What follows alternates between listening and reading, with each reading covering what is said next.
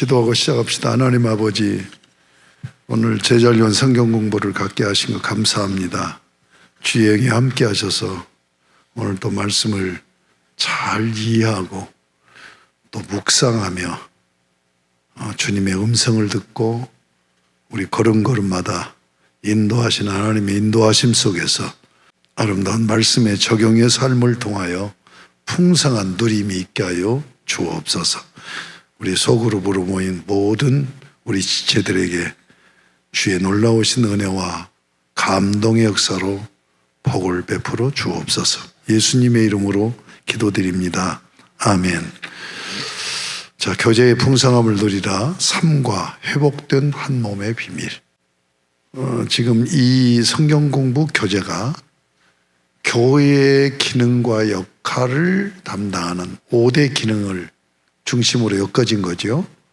그래서 첫 번째가 전도, 두 번째가 예배, 지금 3권 교재예요. 이 교재가 바로 교회 생활을 얘기하는 거예요. 교회 생활. 그 다음에 4권, 네 번째가 뭐예요?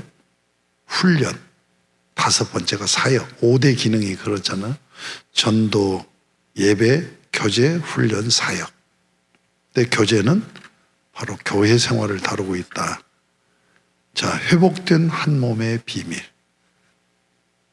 우리 그 요절을 한번 암송하는 분은 암송하고 모든 분은 읽도록 그렇게 합니다. 시작.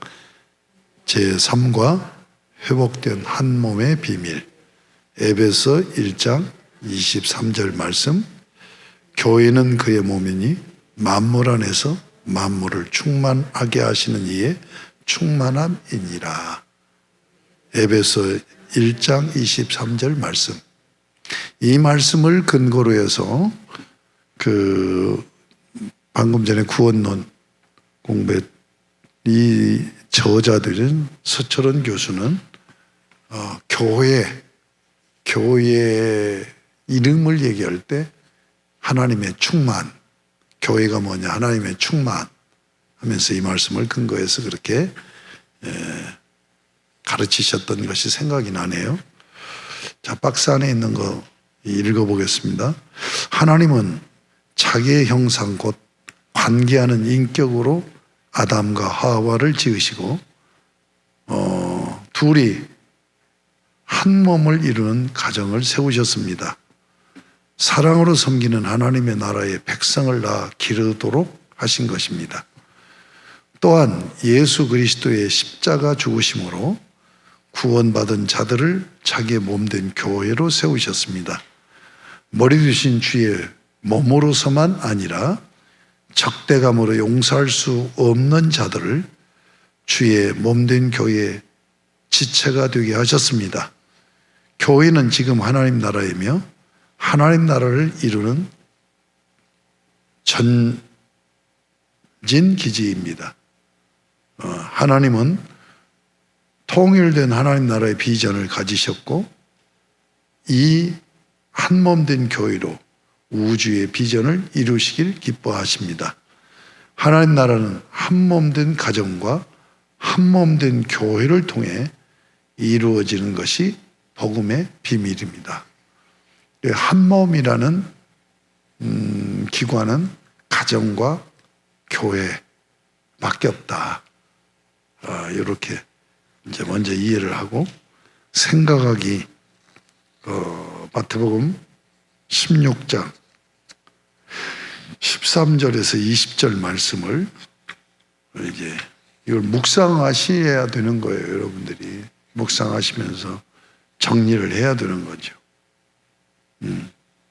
자, 우리 한번 큰 소리로 13절부터 20절까지 같이 큰 소리 내어 읽도록 하겠습니다. 시작. 아멘.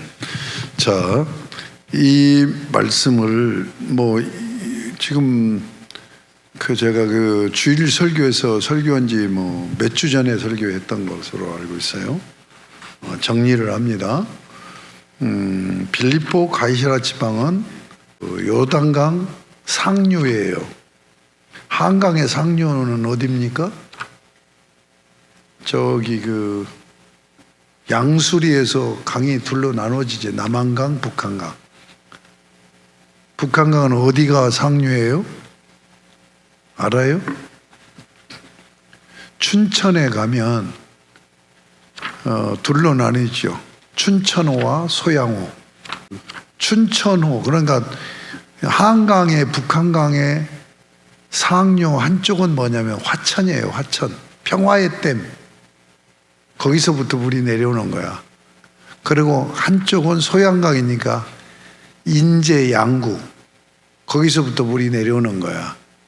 그 남한강은 쭉 여주로 해서 충주, 그래서 충주댐, 그래서 동강으로 연결이 되는 거지. 그게 남한강이야. 그것이 양수리에서 만나갖고 한강을 이루면서 내려오는 거지. 그쪽에 상류잖아요. 하류는, 한강의 하류는 어디예요? 김포잖아. 김포. 바다로 연결이 돼 있죠. 네. 그러니까 가이사라 빌립보 지방이 어디냐면 요단강의 상류란 말이야. 그러면 상류는 뭘로 돼 있어요? 높은 산으로 돼 있지. 꽤 높은 산에서 계곡물이 흘러갖고 강을 이루잖아. 할몬산이 백두산보다 약간 높아요.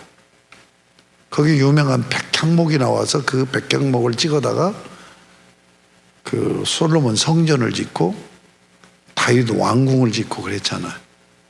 그 상류 지역이야. 그게 조용하잖아요. 그게 수련회를 간 거야. 주님이 제자들을 데리고 와서. 그래서 사람들이 인자를 누구라 하느냐? 제자들이 대답을, 그러면 너희는 누구라? 나를 누구라 하느냐? 그때 시몬 베드로가, 이 16절이 굉장히 중요한 신앙 고백입니다. 신앙 고백. 주는 그리스도시요 살아계신 하나님의 아들입니다. 이걸 이제 복음적인 신앙 고백이라고 그러죠. 복음이 뭡니까? 예수 그리스도의 인격과 사역을 복음이라고 그러지. 주는 그리스도시요 하는 것은 사역을 얘기해요. 메시아로 오신 분입니다. 메시아로 오신 것이 사역이죠. 살아계신 하나님의 아들입니다 하는 건 인격이죠. 예수님의 인격은 뭐야? 그러면 하나님의 아들. 그분이 뭐로 오셨어? 구원하러, 십자가로 구원하러 그리스도로 오셨어. 그래서 베드로의 신앙 고백이 굉장히 위대한 신앙 고백인 거예요. 그렇죠? 그런데 우리는 인격을 먼저 얘기하고 사역을 먼저 얘기하지 않죠. 그러니까 베드로가 실은 주는 살아계신 하나님의 아들이요 그리스도이십니다 라고 고백해야 되는데 바꿔서 하죠. 먼저 사역을 먼저 얘기한 거예요. 이게 뭘 얘기하는 거예요? 이분은 틀림없는 메시아이십니다 하는 걸 강조하는 거죠. 그 고백을 들으신 예수님은 너무너무 흡족해서 17절에 바요나 시모나, 여기서 바요나라고 그랬는데 헬라어로는 바르라는 말이 바르. 바르라는 말이 뭔 말이냐면 아들이란 말이에요. 아버지가 요나요. 시몬의 아버지가 요나. 요나의 아들 시몬아. 이렇게 지금 지칭을 하는 거죠. 두 가지 의미가 있어요. 하나는 애칭이지. 아주 가까운 그런 정감을 표현하는 표현이기도 하고, 또 하나는 뭐예요? 너 육적인 아들인 것을 상기시키는 거지. 너 육신으로 이런 사람이야. 그런데 네가 복이 있어. 왜 복이 있어요? 네 부모 교육을 통하여서 혈육으로 알게 된 게 아니야. 하늘에 계신 내 아버지를 통하여서 계시받아서 네가 알고 믿게 된 거야. 그러면서 이제 여기서 핵심이 18절이지. 너는 베드로라. 이 반석 위에 내 교회를 세우리니 음보의 권세가 이기지 못하리라. 자, 이게 핵심이에요. 핵심. 주님이 왜 이 땅에 성육신 하셨는가, 오셨는가를 가장 핵심적인 목적을 얘기하는 거죠. 교회 세우러 오신 거죠. 그래서 내 교회를 세운다고 그랬어요. 주님이 내 교회를 세운다. 그 교회가 어떤 교회냐? 어떤 공동체냐? 음부는 뭐예요? 사망이죠. 사망 권세가 이기지 못하는 공동체예요.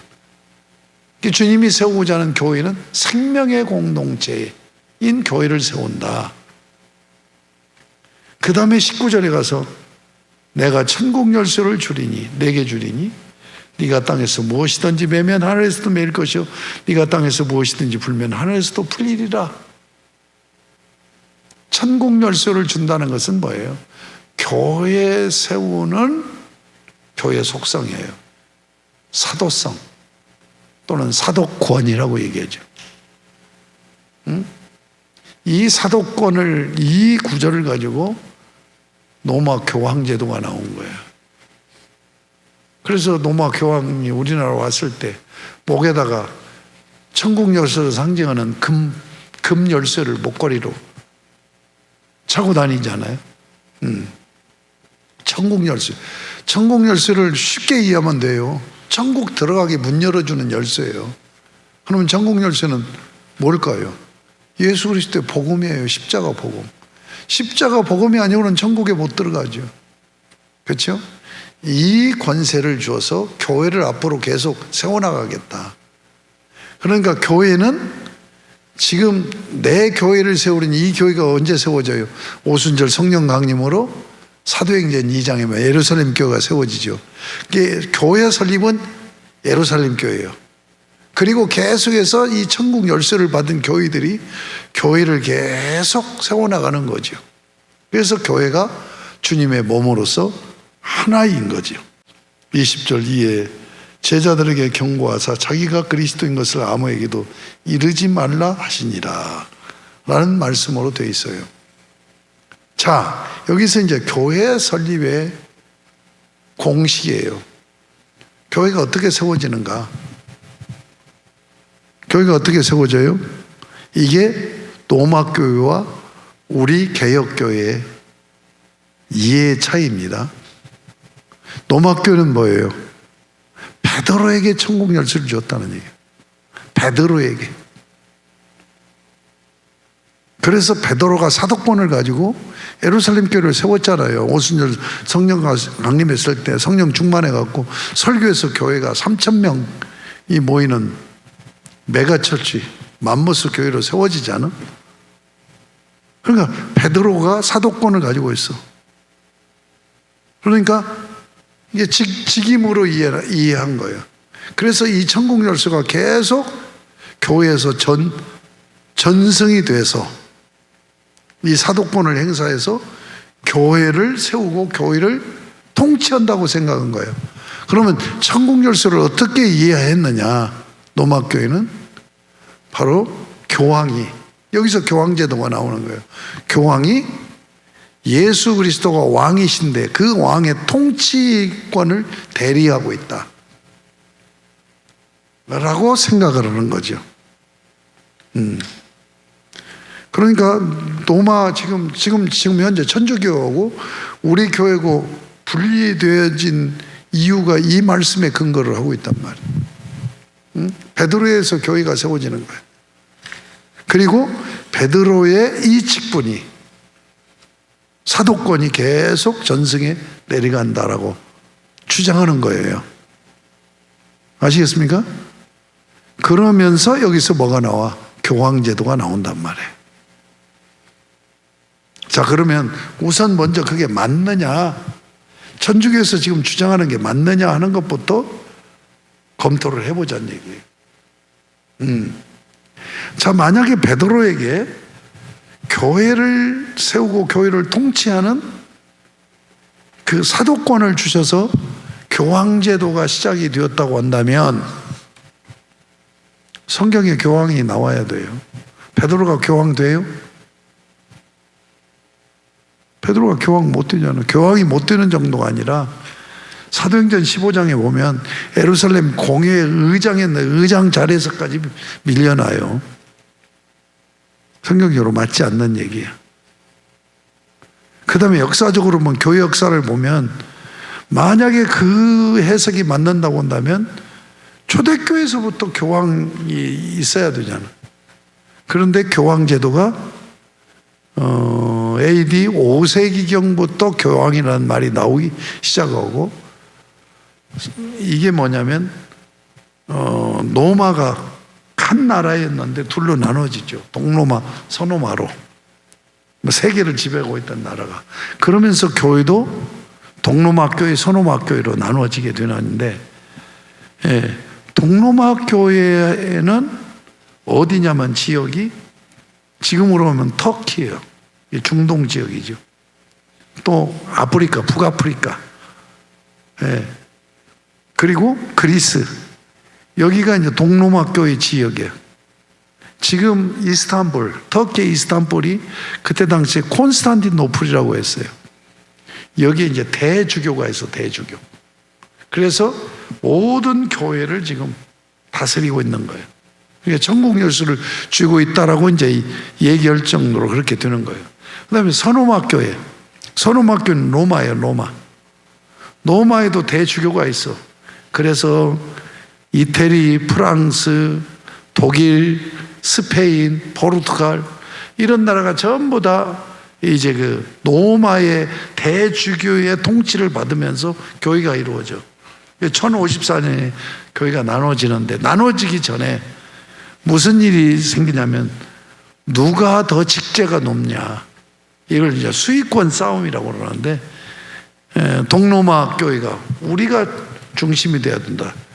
또 서노마 교회는 이제 콘스탄티노플이나 또 로마에서 우리 대주교가 니네보다 더 높다.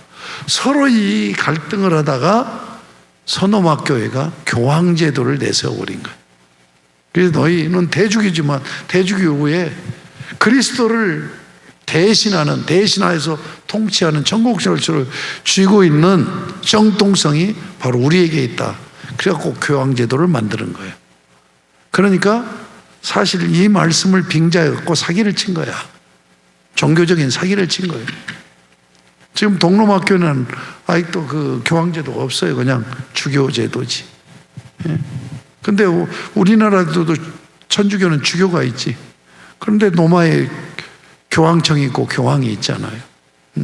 그러니까 사실상 지금 천주교에서는 이 말씀을 오역을 하고 오용을 한 거죠. 자, 그러면 베드로의 교회를 세운다고 하는 쪽으로 이해한 것은 뭐냐면 사도권의 직임을 얘기하는 거예요. 직임, 직분. 근데 그러면 그들이 이제 틀렸다고 내가 지금 성경적으로 틀렸고 역사적으로 틀렸다는 것을 입증했잖아요. 그러면 이제 우리는 어떻게 해석하느냐예요. 우리는 어떻게 해석하느냐. 교회를 베드로 위에 세운 게 아니라 베드로의 신앙 고백 위에 교회가 세워진다. 그러니까 우리 지금 개혁교회, 개신교회 또는 동로마 교회, 그러니까 이걸 정교회라고, 정통교회라고 그러죠. 이 교회들은 똑같은 생각을 한 거예요. 베드로라는 사람 위에 교회를 세운 게 아니라 베드로가 고백한 신앙 고백 위에 교회가 세워진 것이다. 다시 얘기해서 교회는 신앙 고백 위에 교회가 세워진다. 이게 우리의 입장이에요. 그러니까 결국은 지금 뭐예요? 천주교에서는 베드로, 너는 베드로라. 이 반석에 내 교회를 세운다. 반석이라는 말이 베드로라는 말이잖아요. 그러니까 네 위에 교회를 세운다라고 문자적으로 받아들인 거야. 근데 우리 개혁교회는 그게 아니라 문자적으로 받을 게 아니라 주는 그리스도 살아계신 하나님의 아들이십니다라고 신앙 고백을 할 때 그 고백 위에 교회가 세워진다. 이 주장인 거예요. 그러면 우리가 주장하는 것이 맞는가를 입증해야 되잖아요. 그렇죠? 우리가 이제 주일날마다 모여서 예배 드릴 때 맨 먼저 뭐예요? 신앙 고백, 사도신경을 하잖아요. 네? 주님과의 관계에서 인격적인 관계라고. 관계를 할 때에 먼저 아버지 하나님 앞에 나와서 먼저 뭘 하느냐? 고백을 먼저 한다고. 그런데 그 고백이 두 가지죠, 사실은. 하나는 당신 사랑합니다 하고 사랑 고백하는 거고, 또 하나는 뭐예요? 나는 다른 사람은 못 믿어도 당신만은 내가 정말로 믿어. 그런데 이 고백이 믿음 고백이라고. 믿음 고백. 이 믿음 고백을 통하여서 뭐가 이루어져요? 주님과 연합이 이루어지는 거죠. 응? 사랑 고백이 아니에요. 믿음 고백. 사랑 고백은 그 관계가 이루어진 다음에 이루어지는 거죠. 고백하는 거지. 그러니까 봐요. 요한복음 1장 12절에 영접하는 자 곧 그 이름을 믿는 자들에게는 하나님의 자녀가 되는 권세를 주셨다는 거지. 믿음이 뭐냐? 그분의 인격을 내가 모셔드리는 거예요. 그러니까 믿음 고백을 할 때 뭐예요? 주님과 내가 하나가 되는 거지. 이게 한 몸 된 교회인 거예요. 이해가 돼요? 그러니까 믿음 고백 위에 교회가 세워진다는 얘기가 정확한 이해라고. 그렇죠? 믿음 고백한다는 얘기는 예수 그리스도를 내가 믿어. 그러니까 그 주님이 내 안에, 내가 주님 안에 신비로운 연합이, 인격적인 연합이 이루어지는 거죠. 그게 바로 뭐냐? 교회와 주님과 교회의 관계란 말이에요. 그래서 주님과 나와의 관계를 신비적인 연합으로 설명할 때 두 가지로 설명해요. 뭘로 설명하는 줄 알아요? 하나는 머리와 몸이라고 하는 관계로 설명해요. 이게 교회예요. 또 하나 설명하는 게 있어요. 사랑의 관계로 설명해. 그래서 신랑, 남편과 아내 한 몸으로 연합된다고 하는 걸 성경에서 두 군데서 얘기를 해요. 가정은 사랑 고백으로 한 몸을 이루고, 교회는 믿음을 고백해서 한 몸을 이루게 된단 말이에요. 지금 내가 이 교리를 내가 처음으로 얘기하는 거예요. 여러분에게. 에? 지금 처음으로 정리가 된 거예요. 나는 거기까지는 안 가고 믿음 고백과 사랑 고백이 교회와 가정을 이룬다고 하는 것을 정리를 못한 상태로 있었어요. 그런데 오늘 강의하면서 그게 정리가 된 거예요. 부부관계는 사랑 고백으로 남편과 아내 한 몸을, 가정을 한 몸으로 설명하잖아요. 그런데 남편과 아내의 관계는 사랑으로, 교회의 관계는 한 몸의 머리와 몸으로, 이건 뭐예요? 믿음 고백을 통해서 이루어진다. 그러니까 주는 그리스도 살아계신 하나님의 아들이십니다라고 고백한 이 믿음 고백 위에 교회가 세워지는 거예요. 이 믿음 고백을 계속 하면서 교회들이 세워져 나가는 거예요. 그럼 천국 열쇠는 뭐냐? 예수 그리스도의 복음을 증거해서 이 믿음 고백을 하게 하는 거죠. 그래야 교회가 세워져 나갈 거 아닙니까? 지금 내 말 알아들어요? 믿음 고백. 그래서 교회가 서는 거예요. 그래서 주는 그리스도 살아계신 하나님의 아들이십니다 하는 이 고백을 하려면 어떤 사람이 고백을 하죠? 복음을 듣고 예수를 믿고 거듭난 사람, 아까 구원론에서 얘기하는 것처럼 이 사람이 고백을 하는 거죠. 자, 그러면 구원받은 자를 주님은 어떻게 해요? 구원해놓고 그냥 놔버리지 않잖아요. 자기의 몸으로 가져버리잖아요. 이게 교회란 말이에요. 그래서 18절을 잘 이해해야 돼. 너는 베드로라, 이 반석 위에 내 교회를 세우리라. 여기서 너는 베드로라 할 때 헬라어는요, 독일어와 똑같이 성이 있어. 성, 남성, 여성, 중성. 그런데 너는 베드로라 할 때 베드로가 남성이잖아요. 남성 명사로 페트로스라고 쓰여져요. 그런데 이 반석 위에, 반석이라는 말이 베드로라는 말이잖아요. 그런데 이 반석을 쓸 때는 남성 명사가 아니라 중성 명사를 써요. 그러니까 베드로를 지칭하는 게 아니지. 자, 그 다음에 음부의 권세가 이기지 못한다는 얘기가 무슨 얘기일까요? 예수 믿기 전에는 전부 다 음부의 권세 아래에 있어. 사망 권세 아래에 있어. 그런데 복음을 증거해서 그를 불러내, 이끌어내. 그래서 생명을 쥐고 계시는 예수님의, 머리 되신 예수님의 몸으로 한 몸을 이루게 해버려요. 그러니까 전에는 음부의 권세, 사망 권세 아래에 속해 있었는데 예수를 믿으면서 생명을 쥐고 계시는 머리 되신 예수님의 몸이 돼버리니까 이제는 생명의 권세 아래에 놓이게 되는 거예요. 무슨 말인지 아시겠죠? 이게 굉장히 중요한 교리예요. 그 교회는 어떻게 세워진다고요? 복음 전거에서 복음을 받아들이는 자가 신앙 고백을 함으로 주님의 몸인 교회가 된다니까. 그들이 모여서 이제 조직을 이루어요. 그게 하늘의 교회란 말이에요.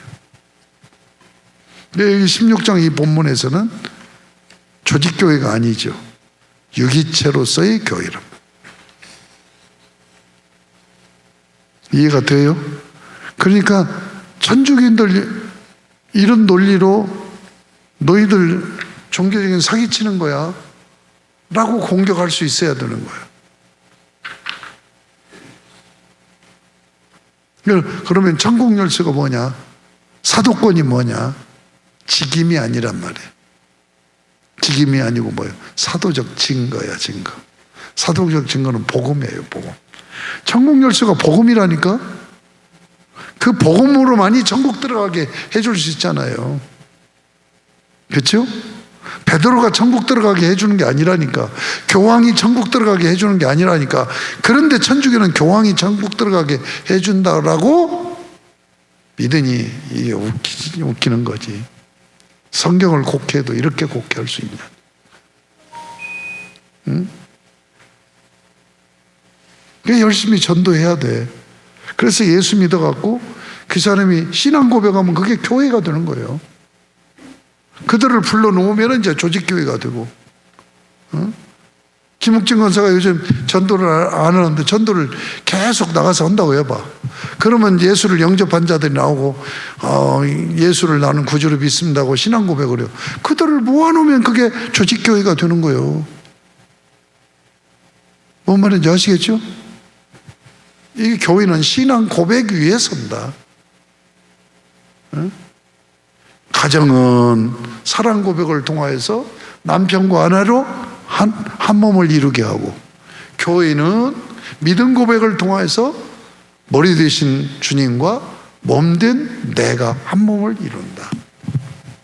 이 공식을 여러분 잘 기억하시기 바랍니다. 자, 그러면 1번, 베드로처럼 신앙 고백을 할 수 있나요? 그러니까 전도를 해도 꼭 복음적인 신앙 고백을 할 수 있도록 가르쳐야 돼. 그래야 확실하니까. 교회는 어떻게 세워지나요? 설명할 수 있겠어요, 지금? 내가 설명한 거? 이거 설명할 수 있어야 돼. 그러니까 유튜브로 올라가니까 계속 또 듣고 오면은 설명이 내가 자연스럽게, 나처럼 설명할 수 있으면 천주교인들하고 한번 가서 의도적으로 가서 붙어.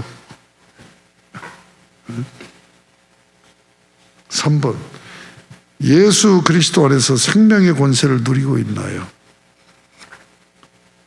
여러분, 교회가 뭐냐? 헬라어로 두 단어를 이해하면 돼요. 하나는 에클레시아예요. 에클레시아, 교회라는 말이 에크라는 전치사와 칼레오라는 동사의 합성어예요. 밖으로 불러내다는 얘기예요. 이건 출애굽을 생각하면 돼. 하나님이 모세를 보내가지고 노예로 살고 있는 이들, 바로의 그 사망 권세에 휘둘리면서 살고 있잖아요. 그들을 밖으로 구출해낸 거예요. 출애굽한 거예요. 이게 밖으로 불러내다. 이게 에클레시아예요. 밖으로만 불러내면 안 되지요. 구해줬는데 이거 그냥 놔두면 어느새 사자가 와서 채갈지 모르지. 그러니까 속하게 딱 만들어야죠. 이게 큐리아코스예요. 큐리아코스. 이 큐리아코스라는 이 교회라는 이 용어에서 독일어 키르케가 나와요. 이 키르케에서 뭐가 나와요? 영어로 처치가 나와요.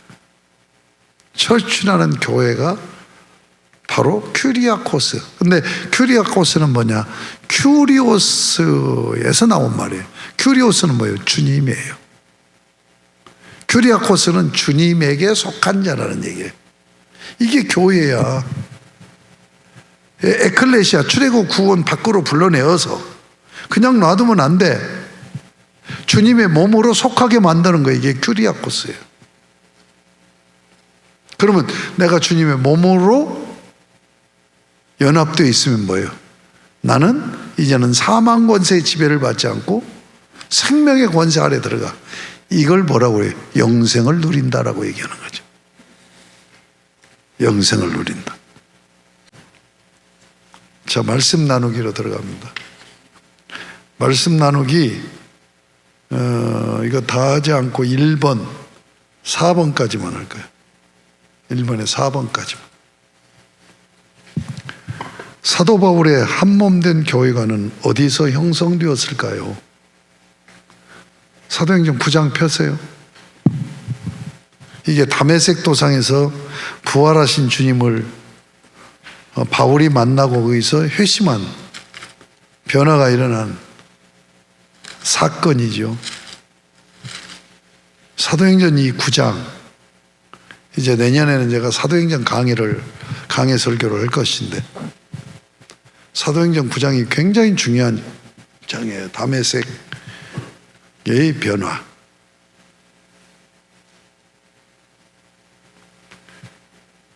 저희 은사이시면서 세계적인 성경학자인 김세훈 박사, 이분이 그 바울 신학에 지금은 어쩐지 모르지만 논문을 쓸 때 이분 글 논문 인용 안 하면 학위가 안 나와. 그렇게 유명한 분이. 근데 그분이 쓴 논문이 뭐냐? 박사학위 논문이 바울 복음의 기원이에요. 바울 복음의 기원이 어디서 나오냐? 오늘 본문이야. 다메섹 도상에서 바울이 주님을 만난 이 사건이 바울 복음의 기원인 거야. 그걸 정리해서 세계적인 학자가 된 거죠. 자, 1번. 다메섹에서 부활하신 주님께서 바울에게 나는 네가 박해하는 예수라 말씀하십니다. 사울이 다메섹에 간 의도가 무엇인가요? 사울은 랍비 수업을 받은 바리새인입니다. 학자예요, 학자.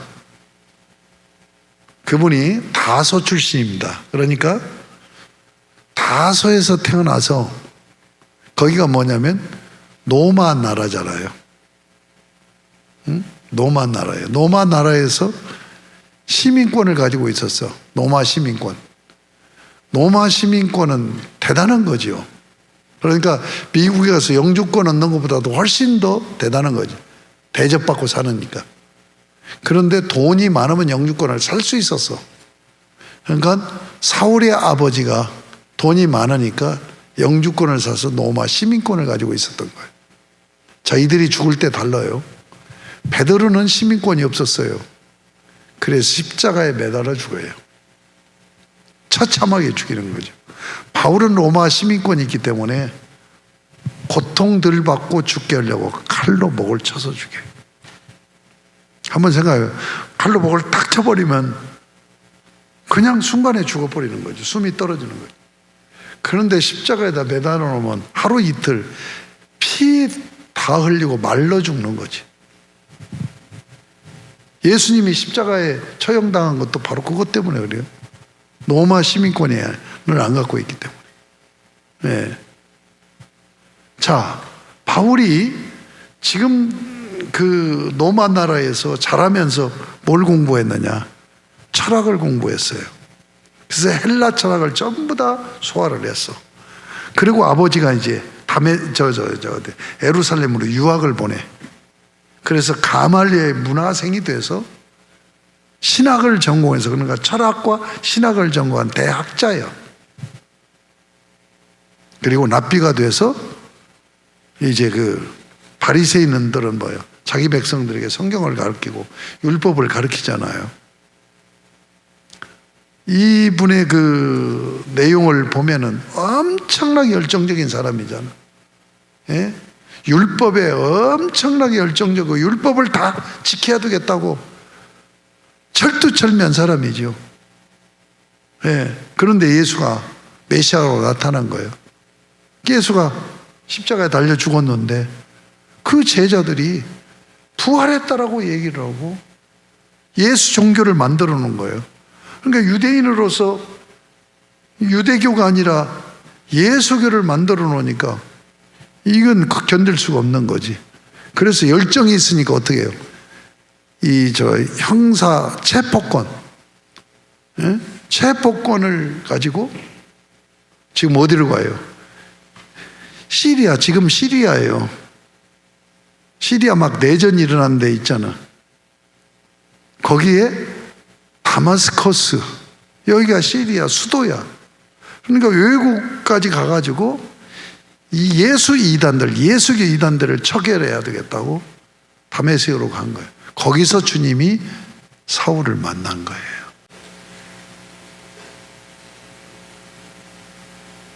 자, 여기서 지금 1번의 질문이 사울이 다메섹에 가는 의도가 무엇인가요? 이 질문하는 질문에 의도가 있어요. 뭘까요? 대답을 해봐요. 잡아서 핍박하려고 그랬죠? 예수를 대적한 게 아니에요. 이단, 예수교 이단들을 교회를 박멸하러 간 거예요. 응? 아시겠어요? 교회를 박멸하러 간 거예요. 자, 2번. 사울에게 말씀하실 것을 왜 다메섹의 아나니에게 말하도록 하셨을까요? 다메섹에 지금 교회가 있단 말이에요. 거기에 이제 그 목사 수장이 아나니아야. 근데 그 교회를 지금 박해하고 다 잡아들이려고 한 거예요. 체포 동의안을 가지고. 그런데 주님이, 부활하신 주님이 다메섹에서 지금 사울을 만난 거예요. 그러면 왜 다메섹에서 사울을 만났어요? 만난 이유가 거기에 나와요. 15절을 보세요. 주께서 이르시되 가라, 이 사람은 내 이름을 이방인과 임금들과 이스라엘 자손들에게 전하기 위하여 택한 나의 그릇이라. 그가 내 이름을 위하여 얼마나 고난을 받아야 할 것을 내가 그에게 보이리라. 그러니까 너 이방인의 사도로 써야 되겠다라고 지금 회심을 시킨 거예요. 개종을 시킨 거예요. 그러니까 이 얘기를 해 주려고 주님이 사울을 만난 거야. 그런데 사울을 만났는데 정작 주님이 이 얘기를 직접 하시지 않는단 말이에요. 그를 거꾸로 틀어놓고 누구에게 얘기하게 해요? 다메섹 교회 목회자에게 얘기를 하게 한단 말이에요. 지금 사울이 누구 핍박으로 간 거예요? 예수는 이미 죽었어. 사울은 끝났다라고 생각해요. 그런데 그의 추종 세력들이 지금 이단 교회를 이루고 있으니까 이들을 박멸하러 갔는데 주님은 이방인의 사도로 쓰려고 그를 불렀는데 직접 주님이 사울에게 그 얘기를 하지 않고 사울이 지금 박해하고 잡아들이려고 했던 그 다메섹 교회의 목회자 아나니아에게 주님이 말씀하니 너 가서 사울에게 이 얘기해라. 지금 2번 질문이 그 질문이에요. 왜 그렇게 했느냐는 얘기요. 사울을 만났을 때는 직접 그를 그렇게 쓰시려고 만났는데 왜 주님이 직접 얘기하지 않고 한 달이 건너서 아나니아를 통해서 그렇게 하냐 이거예요. 여기서 뭘 가르치냐? 교회를 가르치는 거예요. 그러면서 주님이 사울에게 이렇게 얘기를 하죠. 4절에 보면 땅에 엎드려져 들으매 막 주님이 나타나서 그가 이제 지금 신비한 경험을 하는 거죠.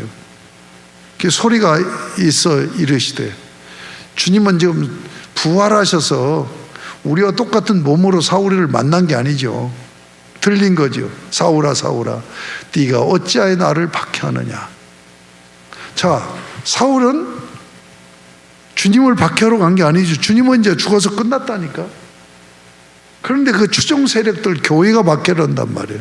그러면 주님이 이렇게 말씀하시죠. 사울아 사울아 네가 어찌하여 내 교회를 핍박하느냐, 내 추종 세력을 핍박하느냐, 이렇게 해야 되는데 네가 어찌하여 나를 핍박하느냐라고 말씀하시는 건 뭐예요? 교회와 자기를 동일시한 거죠. 이게 교회란 말이에요. 교회는 주님의 몸이잖아요. 그렇죠? 그 다음에 왜 아나니아에게 가서 말하고 했을까요? 공동체에서 가장 중요한 게 질서입니다. 질서. 위계 질서가 서야 되는 거예요. 그러니까 주의 종에게 가서 말하게 해서 그 위계 질서 안으로 들어오도록 그렇게 하신 거죠. 지금 무슨 얘기를 하는지 아시죠? 그래서 여기서 다메섹에서 사울이 주님을 만나고 그가 형성된 교회관이 뭐냐? 원바디 처치, 한몸 된 교회관이 생겼단 말이에요. 이해가 되십니까? 혼자 그냥 떠들어대니까 자꾸 눈이 개심치레가 감겨지네. 3번, 바울 서신은 누구에게 보낸 편지였을까요? 바울 서신이 히브리서까지 오면 14서인데 지금은 히브리서는 바울 서신으로 안 보지요. 13서신인데 13서신 중에서 디모데 전후서, 디도서, 빌레몬서 4권은 개인에게 보낸 편지예요. 이걸 목회 서신이라고 얘기해요. 그리고 나머지는 전부 다 교회에 보낸 편지예요. 그러니까 바울은 교회 편지를 보냈던지 목회자에게 편지를 보내서 너 목회 잘해서 건강한 교회 세우라고 보낸 것이 지금 바울 서신 성경이란 말이에요. 응? 그러니까 바울 신학은 뭐냐? 교회 신학이에요. 교회 신학. 그래서 이 교회 신학을 정리해 놓은 게 뭐냐? 에베소서예요.